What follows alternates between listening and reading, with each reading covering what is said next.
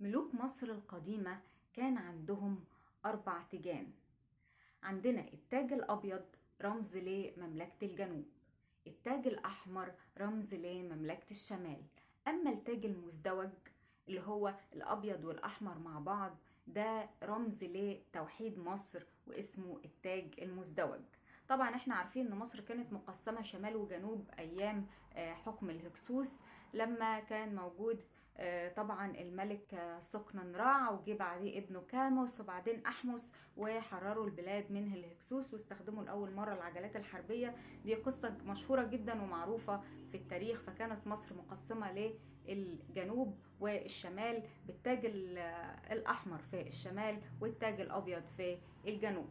توحدت مصر فاصبح لدينا التاج المزدوج، اوكي، اللي هو زي تاجين كده فوق بعض، اللي هو الابيض والاحمر، علامة على توحيد البلاد. طبعا ده حصل لما الملك مينا كان موجود ووحد القطرين المصري الشمال والجنوب.